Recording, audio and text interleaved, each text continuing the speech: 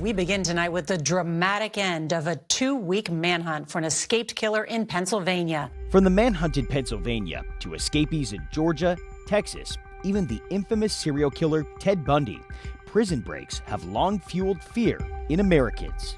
We're on edge, nervous, scared. We want the coward caught. And fascination in Hollywood. It's been almost a year since you escaped. But I haven't escaped. They're still after me.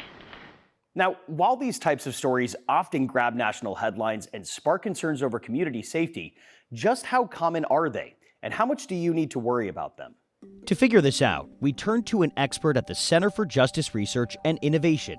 My name is Bryce Peterson. I'm a senior research scientist at CNA and an adjunct professor at John Jay College. And I do research related to correctional issues and safety. Escapes are both more common and less common than you think.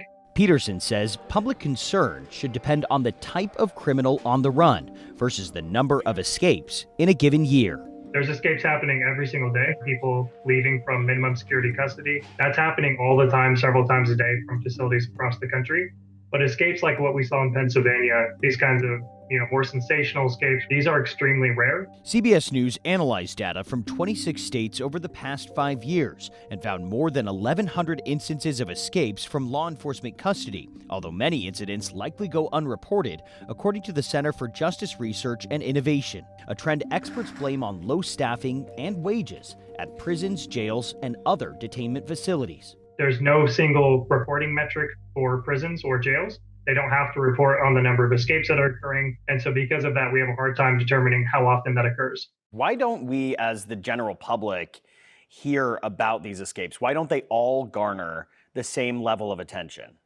I think a lot of times what happens is someone who's escaping from custody, they're a low-risk individual, are convicted of a less serious crime. They're already served out a lot of their sentence. They're escaping from minimum security custody facilities.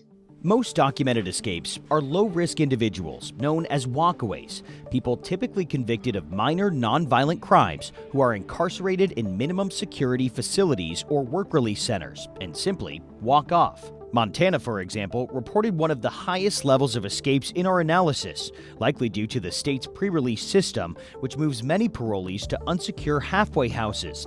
Of its 381 incidents over the past 5 years, 99% were walkaways, according to state data. But the risk of violent outcomes from prison escapes isn't zero. If you see him, do not attempt to take him into custody by yourself. Last year, a Texas prison escape turned deadly when a convicted killer got loose for 3 weeks and murdered a family of 5. Nonetheless, Peterson urges vigilance over fear. I don't think this is something that on a daily basis people should be concerned about.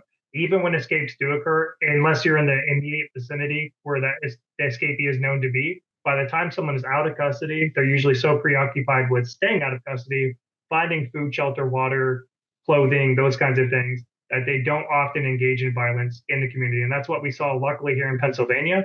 After all, the point of the escape is to never get caught. Tom Hanson, CBS News.